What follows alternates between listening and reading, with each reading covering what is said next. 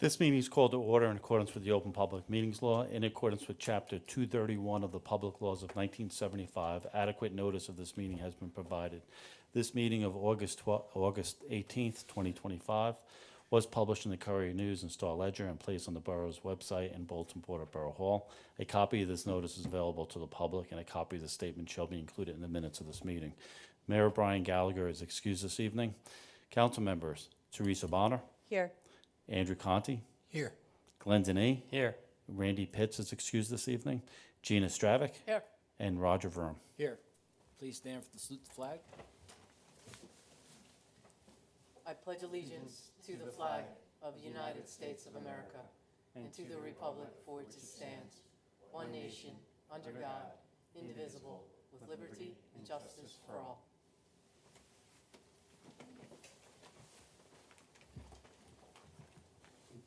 Can I have a motion to approve the minutes of August 4th? So moved. Second. Teresa Bonner, Abstain. Andrew Conti, Yes. Glenn Denny, Yes. Gina Stravic, Yes. Roger Vroom. Yes. We have no departmental reports or notices, so we're going on to committee reports. We'll start with Teresa. Thank you. The Somerville Public Library is sadly temporarily closed to the public due to mold remediation project. Book drops are still open for returns. You can access all library services through the other Somerset County Library System locations. The closest branches are Bridgewater and Manville. Participants in the Summer Reading Challenge can pick up their prizes from any of the other Somerset County Library locations. That's it. Thank you. Andrew? Historic Advisory Committee is not really meeting during the summer, but we did give a talk about our suggestions for the elements of the master plan, and the portico work and the work at the Borough Hall continues through the summer, and I'll have more to update when we do meet. Thank you. Gina? The Somerville Rescue Squad is accepting applications for volunteers, both as riders, drivers, and those interested in becoming EMTs. The Board of Health did not meet this month. Thank you. Glenn? Thank you, Roger. Environmental Commission was busy as always. We met last week. They would like to thank the borough for supporting the Skip the Stuff resolution. National Night Out was a success. They distributed over 100 different bags with energy-saving information for PSE&G, eco-friendly nightlights, seeds to plant, and also environmentally friendly mosquito dunks to help control mosquitoes. They also conducted a survey during that event, and it showed that the town favored green spaces and tree planting as the biggest issues of concern. Additionally, the Green Team is continuing work with the community garden. They're hoping to run a workshop in September. Check out all of the Environmental Commission social media to get more details when that is upcoming. The garden is also planning on donating extra veggies to the SHIP organization, which was exciting to hear. And then the Petersbrook Restoration Project, if you've been walking along the Greenway, you may have already seen some of it starting there in the Van Fleet section of the Greenway, and that will be ongoing, and hopefully there will be some signage explaining what will be happening so the public, as they walk through, will see what's going on there. The next Environmental Commission meeting will be held on Tuesday, September the 9th at 7 p.m. right here at the Civic Center. So that's all I have. Thank you. Thank you. Councilman Pitts wanted me to pass along that Best U.S. Moving recognized Somerville as one of their top 10 family-friendly towns in the state of New Jersey. We came in at number 6 for an active community with terrific family-friendly features. So if you have an opportunity, it's U.S. Moving, bestusmoving.com, and you can check out the write-up. With that, we'll open up the meeting to the public. All comments, please make them to me, and we'll get everyone up here. A motion to open the public? So moved. Second. Council members: Teresa Bonner, Yes. Andrew Conti, Yes. Glenn Denny, Yes. Gina Stravic, Yes. Roger Vroom. Yes. Meeting is now open to the public.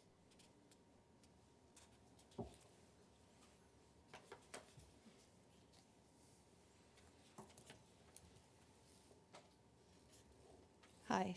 Do I say my address? Yes, state your name and address. My name is Lauren Watson, and I live at 57 Fairview Avenue. So, excuse me, I'm just going to read something off my phone. Hi, my name is Lauren, and I serve on the Board of Trustees for the Somerville Public Library. I want to talk tonight about a treasure in our town that's in danger of being treated more like an afterthought, our library. First, the library has been closed until further notice for mold remediation. My question is simple. I'm just curious if anything has been done yet, or is it just kind of in limbo? Or are we going to let the mold apply for a library card and settle in as a long-term resident? But I worry that this project isn't being prioritized, and the longer we delay, the more our community loses access to an essential resource. Second, even before the closure, I've been hearing really depressing reports at the library board meetings about other things going on with the library, especially regards to the building's condition. The carpet looks like it survived the 1970s and never recovered.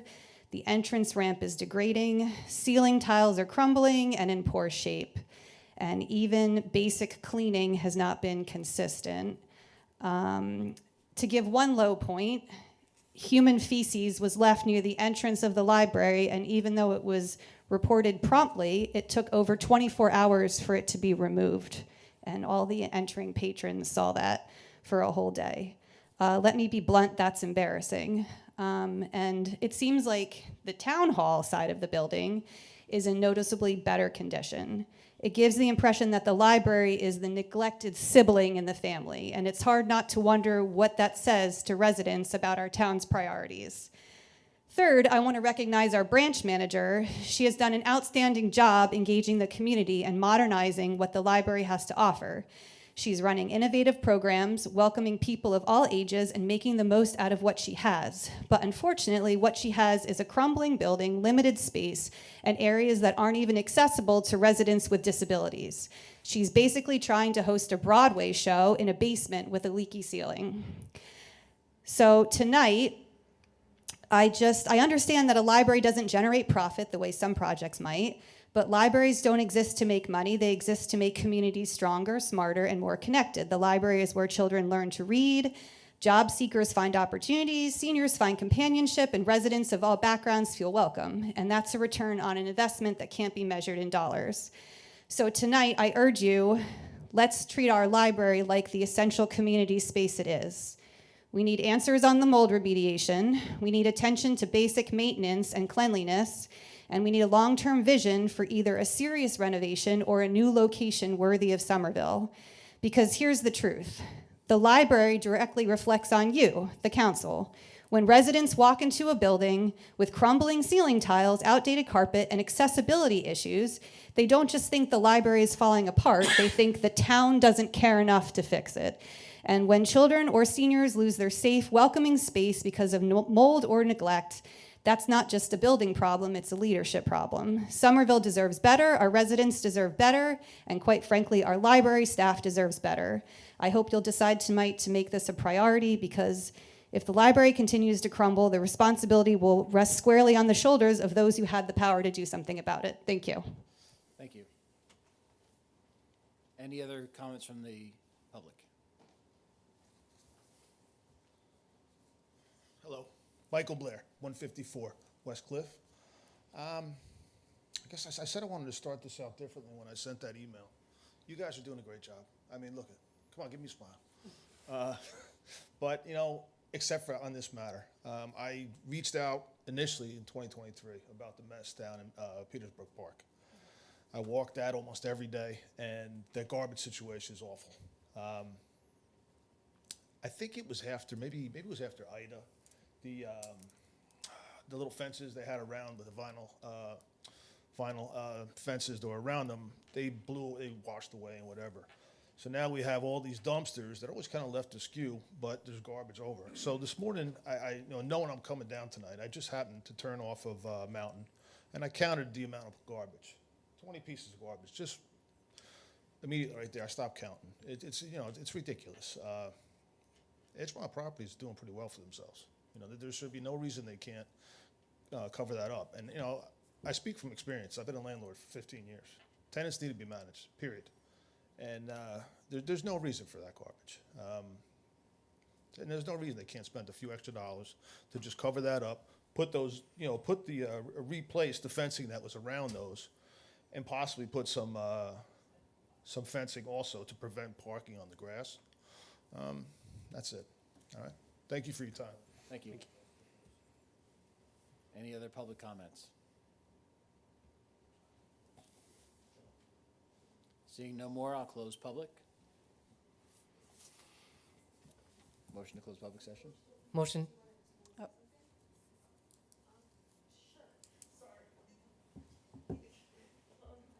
I just wanted to make a public comment about the library and the remediation. I really want Hold on, to. state your name and your address. Oh, sure.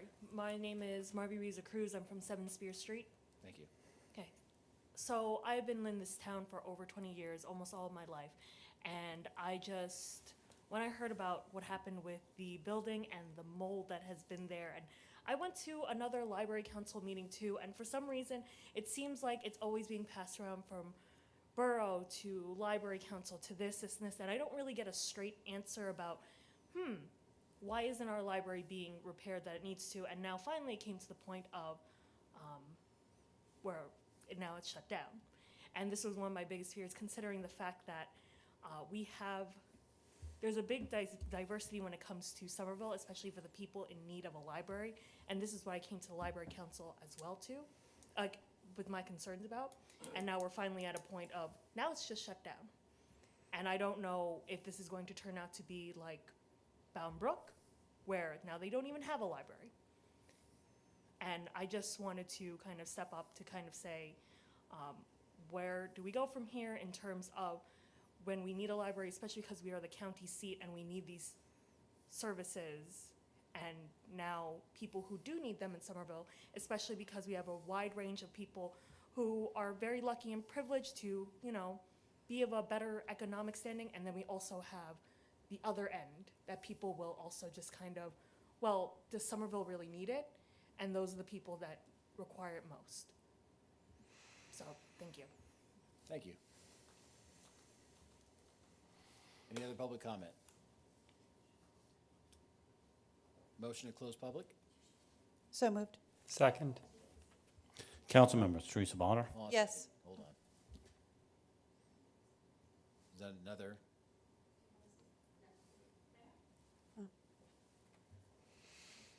Should do we need to reopen? No. We didn't finish anyways. Go ahead. Hello, my name is Yureli Felizola. Come a little closer to the microphone. There you go. My name is Yureli Felizola. I live on 7 Spear Street. I guess I'm just trying to be here to be supportive for the Somerville Library. I'm not originally from New Jersey. I moved here from Mississippi, and one of the major things that helped me kind of get established in this new state with a very different, I guess, just vibe in general of where I used to live was the Somerville Library. So it's very special in my heart, and I'm very nervous to try to explain just how important it is and how thankfully easily accessible it is, because I know there's other libraries, but I don't have a car, and it took me a while to save up money to get a scooter, and that's how I was able to go to like the Bridgewater Library, but the main one I still want to go to, and I hope more love and attention is put to it, is the Somerville Library, because that is my first, I guess, place that I kind of can say I very much love and felt quite at home when I first started to get used to living in Somerville, other than my home with my friend. I guess that's the main thing I wanted to say, and I do apologize how nervous I am. That's okay. Thank you. Thank you. Okay. Anybody else? And we appreciate everyone has always come up to speak. Motion to close public session, So moved. Second. rather. Sorry. council members, Teresa Bonner, Yes. Andrew Conti, Yes. Len Denis, Yes. Gina Stravic, Yes. and Roger Vroom. Yes. Public comment section is over. Certainly, the library here in Somerville is an important piece of Somerville. I know that my children went there quite a lot when they were growing up and getting their books, and there's great programs that go on there as Councilwoman Bonner has discussed multiple times. Obviously, it's a piece of Somerville that we don't want to lose. But I know that we just did a study, so if you could catch us up on that. So, I mean, the status of the library right now is it was obviously closed as a precaution. We have had vendors in there the last 2 days, on Friday and Monday to review the work. It's not a lot of work. The problem, there's another regulatory agency, POSHA, that was notified of the issue. POSHA, obviously, being a government entity, has a lot of regulatory timelines, which lead to a longer period of time. So I did meet with the director of the library, the county library, twice, and I advised them our goal is to have someone remediate the immediate portions, obviously, to hopefully be open by Labor Day. The remediation would certainly take that time, but the regulatory timelines by POSHA creates some issues, so which means that it has to be tested and retested prior to authorization. So the problem is, and there's a waiting period for that to occur. So while the remediation is something that will be handled pretty swiftly, it's the regulatory timelines that would pose an issue. As far as the work there, the cleaning company that cleaned Borough Hall cleans the library building. Now, keep in mind, the borough owns the library building, so that's an asset that we obviously maintain structurally as well. You guys capitalize, you have a roof being put on, all that jazz. So that's the funds that are provided every year for that. As far as with the custodial cleaning, the custodial work has not been good. You guys are fully aware of that. We've changed companies twice. We're going to Access, which you got with the council hired 2 meetings ago. They're going through that process of hiring the personnel to be in there. So that's the use of it. That's the daily maintenance of it. So as far as the mold, I wish I can give you a better report saying it's going to be at this date. As far as the remediation, that's kind of, that in the short order that's going to be done. The So have problem- we contracted for the remediation? We yet? have not, so you will not need to vote on that. That's under an emergency contract, so it doesn't have to appear in front of the governing body. So it's, we've had 2 vendors in there already and looking at it. So we're getting estimates. We'll move on with contracting Yeah, someone. someone will have a purchase order this week. They'll be under contract to do it this week. There's no delay in the process. It's just the delay is really going to be the testing at the end, because there's air quality testing you got to do. It's not as, if it wasn't, if there wasn't another regulatory company involved, you clean it, you kind of get to the next step. So the testing, you got to wait for a period of time. So that'll tie us up a little longer than we anticipated. But other than that, as far as I know, I did offer this particular space, so the library programming, but Jed and I spoke, but it's problematic operationally to do that. But we've offered other spaces that they can operate, but it just, in that short time period, it just doesn't make logistical sense or operational sense to do that. Can we, as we move through this process, can we make sure that we update the community so that they're aware of, just so we can kind of keep rolling out timelines? Sure, as soon as they're under contract, we could post that as well and timelines. POSHA is doing a full, thorough review of all our municipal buildings right now. So the library, it's going to be a larger scale review than we would normally get every 5 years. But we have to produce documents and so forth from a couple years ago. So we'll keep the website updated, but I think unfortunately it'd just be a little lengthier than we originally anticipated. Understood. Obviously having fecal matter on the ramp for 24 So hours. that was a criminal matter. My understanding is there's an effort to prosecute in that case. I don't know if that'll be pursued or the courts would actually, want to do that, but my understanding is the person was identified, and that's where the process lies right now. Okay, so at least we know where that's going, so we appreciate that. In regards to the properties along Peters Brook. One question before we go. POSHA is the Public Employee Occupational Health and Safety That's correct. Administration, right? Just wanted to make sure that. I'm glad you knew what it stood for. Yeah, because we were just, there were some comments that were addressing the employees that are there, and we wanted to make sure that this is clear that, some of this Yeah, is coming there was an from their individual, protection. there was an individual complaint filed. Sure. That resulted, and I joke because I honestly didn't, I know what it is, but I don't know. Alphabet soup Yeah, for a the lot of alphabet people. soup, yeah. Yeah. But yeah, they're active. I Right. mean, they've emailed me today as Okay. well, going over some paperwork from 2022. Just wanted to make sure everybody understood what we Sure, were talking about. thank you. Sorry, go ahead, Rod. It's fine. In regards to the properties along Peters Brook, we do currently ask that most of our new developments have enclosures for their garbage. I realize that if theirs had been swept away, has there been any, as far as property maintenance goes, to ensure that these enclosures are placed back where they belong?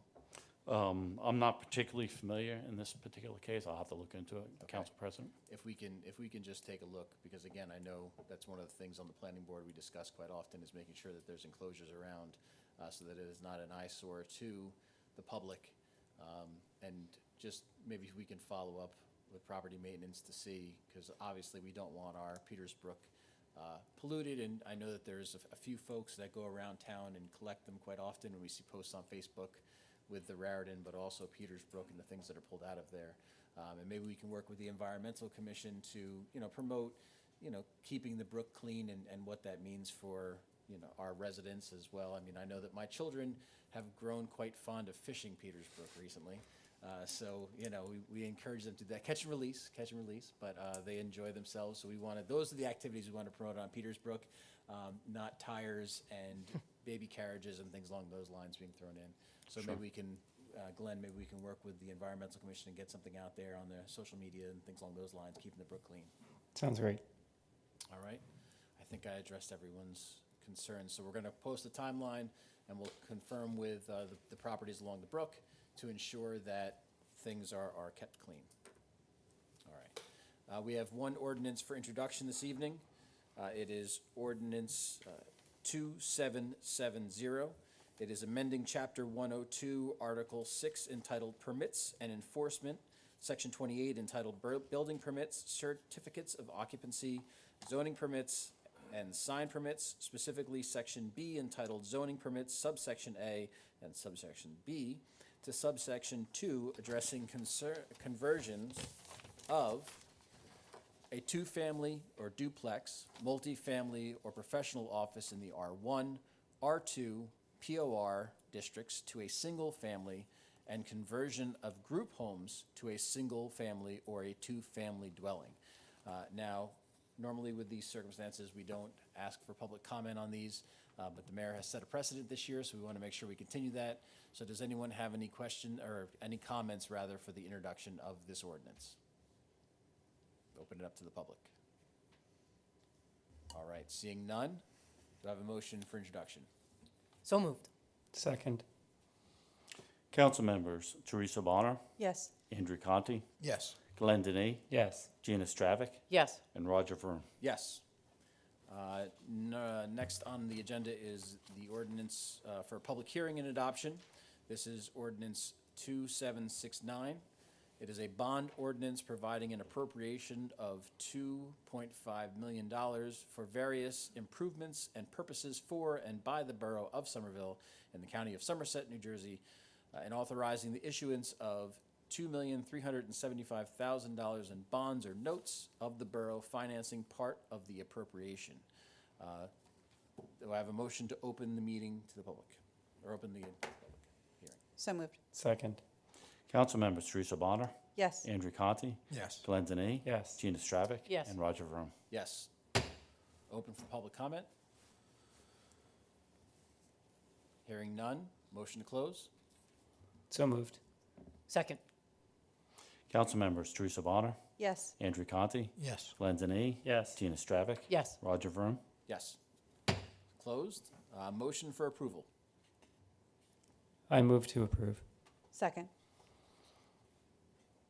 Council members: Teresa Bonner, Yes. Andrew Conti, Yes. Glenn Denny, Yes. Gina Stravic, Yes. Roger Vroom. Yes. Next, we have our consent resolutions. Are there any that council would like to pull? All right, hearing none, we'll go through them. Number 229 is memorializing Resolution 25-0616-165, approving the annual renewal of taxi owner licenses for the year 25-26, reflecting a change to a All-Star Skyview Transportation Incorporated for vehicle to be removed and add new vehicle as stated below. Number 230, authorizing and directing the planning board of the Borough of Somerville to re-examine the East Central Business District for development plan and to amend, if required, to reflect current conditions and future needs of the borough pursuant to NJSA 40A:12A-1, etc. 231, supporting the submission of the local arts program grant application by the Downtown Somerville Alliance for creative place making funding. 232, amending resolution 25-0721-204 to reflect title change of project to be performed, authorizing the award of a non-fair and open contract for T&M Associates to perform professional services for the pickleball court improvements located at Henry P. Vanderveer Memorial Park, located at 122 Veterans Memorial Drive East. 233, awarding a contract to Top Line Construction Corp. For Altamont Place roadway improvements. And 234, awarding a contract to Air Systems Maintenance for an annual basic plan in the amount of $19,660 for the Emergency Services Facility at 85 North Gaston Avenue. Do I have a motion? So moved. Second. Council members: Teresa Bonner, Yes. Andrew Conti, Glenn Denny, Yes. Gina Stravic, Yes. Roger Vroom. Yes. All right. And as the chair of the Finance Committee, I make a motion to pay bills and vouchers in the amount of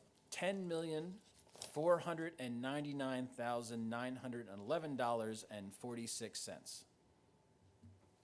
Second.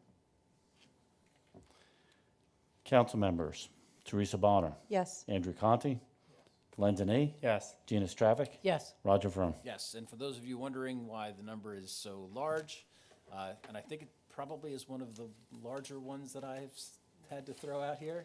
It is the second quarter, so that are all of our payments going out to the various areas that we collect taxes for, because as we've said before, the borough collects the tax and we disseminate that tax through our partners, which is the school system, the county, and the library and open space, and there's a lot of different things that we do with that money. So that's where that 10 million goes to. Do I have a motion to adjourn? So moved. Second. All in All favor? in favor? Aye. Aye.